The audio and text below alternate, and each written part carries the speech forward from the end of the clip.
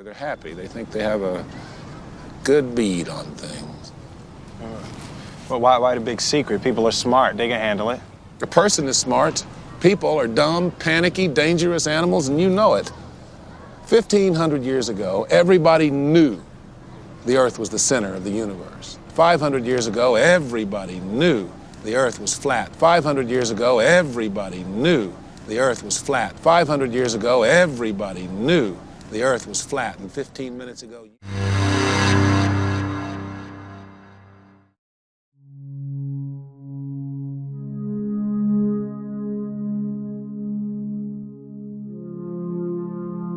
Without further ado, now that we've covered that, I'm going to go ahead and introduce the topic tonight, Flat Earth and the Sides of the North. So we're joined once again by David and Zen Garcia. I'm your host, Jake Grant, and I'm going to go ahead and throw it over to these guys. We're going to have an exciting ride tonight. Thank you very much, Jake. And you are cutting out quite a bit here as I'm having you in my headphones. I don't know if there's anything we can do about that. But we do want to welcome everyone to the Midnight Ride tonight. I'm so thankful to be here with Jake on Now You See TV and with all of our listeners. We really, really appreciate you. You're the ones that really make this show great. And tonight, we have a very, very compelling topic, as Jake said, the flat earth and the sides of the north. And once I came to understand the biblical cosmology, and I'm really a newbie, relatively speaking, I did my first flat earth teaching January 1st this year. And before that, I had spent, needless to say, a period where I did a lot of investigation into that subject. And one of the culprits that was responsible for me coming to the flat earth understanding is our guest tonight, Zen Garcia. And the understanding of the proper cosmology, once I understood that we were on a flat earth in an enclosed system with a firmament over the top of the earth, this began to open up many passages in the Bible that begin to jump out at me. And not only that, but many, many passages as I began to read ancient literature. It just began to take on new paradigms of depth and revelation. So I'm so thankful for that. And having said that, I just want to welcome Zen Garcia back to the Midnight Ride. He is no stranger to our listeners on Now You See TV. So Zen, welcome back once again to the Midnight Ride. It's always an honor, brother, and I thank you for the invitation, the opportunity, and it's always a pleasure to be here in fellowship with all of you, Donna, Jake, and with the listening audience. You're many of my most favorite people. Well, I want to begin tonight with something that you have in your book, The Firmament Vaulted Dome of the Earth, and it's on page 229. And the reason why I want to begin here is that last week Bill Schneblin and I did a show on John Dee, and this introduced John Dee to our listeners and what a pivotal individual he was. And at the time, in the 1500s in England, John Dee had a personal elite volumes, and this was at the time when there were only 461 volumes in the Cambridge Library at Cambridge University, and scholars from all over the world would come to interact with Mr. Dee and to use his library. And one of those individuals was Mercator, the cartographer, who drew the flat earth map that has been given rise to so much speculation. But I would just like you to begin, and I'll just read the snippet from this letter, and this is just amazing. In 1577, Gerhardus Mercator wrote this in a letter to John Dee. It says, "In the midst of the four countries is a whirlpool, into which there empty these four indrawing seas which divide the north. And the water rushes round and descends into the earth, just as if one were pouring it through a filter funnel. It is 4 degrees wide on every side of the pole. That is to say 8 degrees altogether. Except that right under the pole there lies a bare rock in the midst of the sea. Its circumference is almost 33 French miles, and it is all of magnetic stone. This is word for word everything that I copied out of this author, Jacobus Neuen, years ago. Gerhardus Mercator, 1577, letter to John D. Yeah, that is the most fascinating letter. And in my opinion, when you understand what is being described in the sides in the north, and I'll have to explain the sides in the north. And for those that don't know, I'm currently working on the third book of the Flat Earth and the Firmament trilogy. It's called Paradise, the Sides in the North, and the Mount of the Congregation. And I guess really what I should do is begin with the passage in Isaiah 14, which will set the understanding and the premise for all of what we'll go into this evening. In verse 12, it says, "How art thou fallen from heaven, O Lucifer, son of the morning? How art thou cut down to the ground, which didst weaken the nations? For thou hast said in thy heart, I will ascend into heaven. I will exalt my throne above the stars of God. I will sit also upon the mount of the congregation in the sides of the north. I will ascend above the heights of the clouds, and I will be like the Most High." And so examining this passage and putting it together, as David said, that once you understand that the Bible, the geocentric cosmology, which is being affirmed in the Genesis timeline, is not anything like what we have been told of the Copernican heliocentric planetary and solar system, that the earth is not moving, and it is the foundation for the firmament, which is a solid structure which was put in place, encapsulating it, which divided the waters above from the waters below. And then on the third day, the dry land was risen above that of sea level. And it was on the fourth day that the heavenly luminaries were created and placed into the firmament, which of course is fitted to the circle of the earth. In Proverbs 8, it talks about the Most High setting a compass, the earth as like a compass. And in Job, it describes that he inscribed a circle upon the waters of the deep. This is all affirming the same thing, even in Isaiah 40, verse 22, 19 through 22.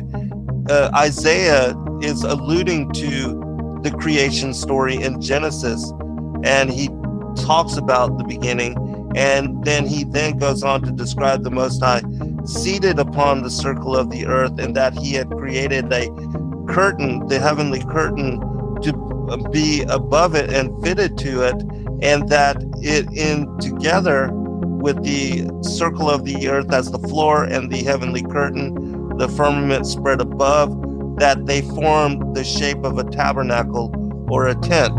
And so when you understand that these things are indeed what God has encoded into the biblical narrative, and not just that of the canonical material, but so much of the extra biblical material, as I show in the first two books of the trilogy, The Flat Earth as Key to Decrypt the Book of Enoch, and The Firmament Vaulted Dome of the Earth. I explain in that book that David is reading from how the sides of the north is the walls of the firmament rising in apex from all sides, because we know the southern perimeter rises up towards the north, and it joins in union above the North Pole, above Polaris. And that is what Lucifer in this passage is referencing as the sides of the north. And he tells you that he's going to establish his throne above the stars and the clouds of God, above the Mount of the Congregation, because this is where the Mount of the Congregation is located, at the North Pole. And above Polaris, the Most High God has established his throne and the heavenly temple on the top of the vaulted dome of the earth, which is why when you see in Revelation 4 and 15, Exodus 24:10, Ezekiel 1, Jeremiah 6, all these passages which speak about the different patriarchs and prophets seeing God seated on his throne, they described a paved work of sapphire or a sea of glass, like a sea of crystal like unto glass. All of these things are talking about how he has established the heavenly throne above the vaulted dome, atop the solid crystalline structure of the vaulted dome. Now, Zen, I'd like to get you expand a little deeper on one little point here. And basically what we're talking about in the biblical understanding, the earth would be basically flat, and the North Pole would be in the very center of the earth. Around the outside of the earth and around the North Pole would be the land masses encircling it, and around that would be the oceans, which is really just one big ocean, and around that would be the Antarctic ice wall. Beyond that, we would have a very mysterious little portion of land, and then the firmament would actually attach to the outside of the earth, coming up, as Zen described, up over the North Pole in a big dome. Now, this scripture in Isaiah 40:22, and I know we've got a lot of flat earthers listening in tonight, and I know that also we have a lot of listeners that are not flat earthers, that are, and I'm sure we have some people that are not even familiar with this discussion. And in Isaiah 40:22, which you alluded to, this is a scripture that is many times used to disprove flat earth, to say that the earth is round. It's probably their number one go-to scripture. But in Isaiah 4, it is he that sitteth the earth. Just talk a little bit about that, how that is really a flat earth scripture and not a globe earth scripture. Well, yes, in my Flat Earth book, Flat Earth as Key to Decrypt the Book of Enoch, I do a very detailed word study on this particular chapter, and that particular word circle there, it's the Hebrew word chug, which means circle, as in a flat two-dimensional circle, and that the word ball, which Isaiah uses 22 chapters before, is the Hebrew word dureh. And so there's differences in meaning. And if Isaiah wanted to describe the circle of the earth, as he alludes to here, as a ball or a sphere, he would have used the word ball, which he did 18 chapters previous. But he didn't. He used the word chuk. When you look up that particular word, it gives you an idea for a two-dimensional circle. And exactly as it alludes to in Proverbs chapter 8, and also Job, I believe it's chapter 22, where it talks about the earth being inscribed as a circle upon the waters of the deep, that this is exactly what that Isaiah is also referencing. And if you look at even the very end of the passage where he describes both the circle of the earth with the heavenly curtain spread above it as a tabernacle or a tent, if you look at the shape of a tent, you have the circle of the earth as the floor, and the vaulted dome, as is referenced in Amos 9:6, which is something else that I cover in the firmament book.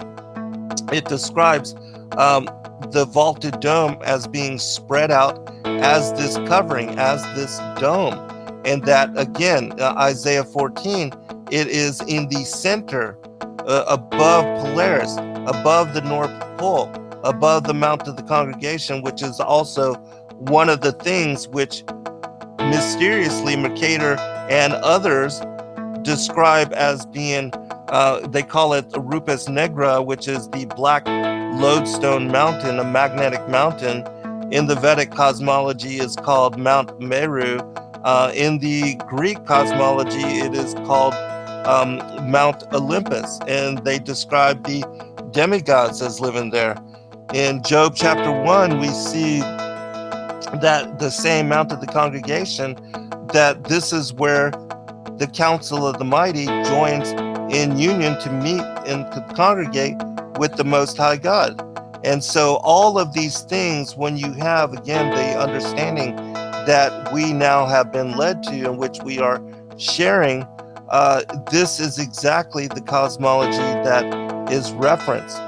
There's a really good passage in 1 Clement chapter 20, which describes not only the motions of the luminaries, but it describes the oceans as being gathered in a basin. And that there are other passages that speak about how the Most High has set the boundaries, the limits, and given the waters a limit, and that they could go this far and then they are stayed and they can go no further. And so I'll share this. This will kind of give everybody a better understanding for all of what we'll be talking about with regard to the motions of the heavenly luminaries and the shape of the earth as described by First Clement, which, again, when you have this understanding and you are aware of this revelation, when you revisit a lot of this ancient material, it stands as being encoded therein for thousands of years. But it's only with the embrace of the Copernican heliocentric system for the last 500 years that we have lost the profundity of being able to decrypt and understand these passages in greater manner. It says this. Go ahead, David. I was just saying that when you try to read books, like any of the apostolic fathers, the Cave of Treasures, the first and second book of Adam and Eve, any of them, and when you read them from a heliocentric understanding, they sound like nonsense, and they sound like riddles and rhymes and just the ramblings of uneducated minds. But once you understand the biblical cosmology, now you understand what these people were talking about, and they were talking about very, very profound truths. And this letter, it just backs up the contention we were making last week, that the adepts of the mystery schools and of the secret societies like John Dee, they very well understood these things. They knew that the truth of the shape of the earth, and they tried to use this understanding to access the spiritual world in a bad way. And this was what Nimrod did, and this is what all these guys did. And they worked at it very hard. But go right ahead. Okay, absolutely. And I do agree with what you're saying. The fact that they portray the earth in its true orientation on the United Nations flag as the seat of world government lets you know that they know and that they're laughing at us for believing and buying into the lies of scientism. It's kind of in your face, isn't it? It really is. Day and night accomplish the course assigned to them by him without hindrance one to another. The sun and the moon and the dancing stars, according to his appointment, circle in harmony within the bounds assigned to them, without any swerving aside. The earth, bearing fruit in fulfillment of his will at her proper seasons, putteth forth the food that supplieth abundantly both men and beasts and all living things which are thereupon, making no dissension, neither altering anything which he hath decreed. Moreover, the inscrutable depths of the abysses and the unutterable statutes of the nether regions are constrained by the same ordinances. The basin of the boundless sea, which is a basin is like a sink or a bathtub. The basin of the boundless sea, gathered together by his workmanship into its reservoirs, passeth not the barriers wherewith it is surrounded, but even as he ordered it, so it doeth. And there's many passages just like this, which speak about how the oceans are contained. one other verse. The ocean which is impassable for men and the worlds beyond it are directed by the same ordinances of the master. And so passages just like this, even the Ecclesiastes chapter 1, verse 5 through 7, they talk about the movements of the sun in great detail, but you have to examine it from the Targum rendition of those particular verses to understand that the north and south movement, which is attributed to the wind in chapter 1, verse 6, is actually the same motion of the sun as it moves back and forth between the Tropic of Cancer and Tropic of Capricorn that is described by Enoch in the book on the courses of the heavenly luminaries. And Enoch, in Second Enoch, it is also described in the same way. And so these particular passages, again, once you have the understanding, they tell you that the sun, the moon, and the other heavenly luminaries are moving in circle above the face of the earth, that the earth is not moving, it's fixed, stationary, and immobile, while it is all the other luminaries which are in circuit above the face of the earth.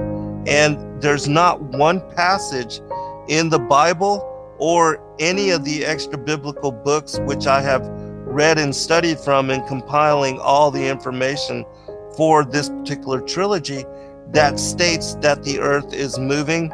In fact, it is to the contrary. They affirm in many places that the earth is not moving and that the sun, the book on the courses of the heavenly luminaries, 12 chapters describing in great detail the movement of the sun, the moon, and the stars. Not one verse, not one passage anywhere describing the motion of the earth.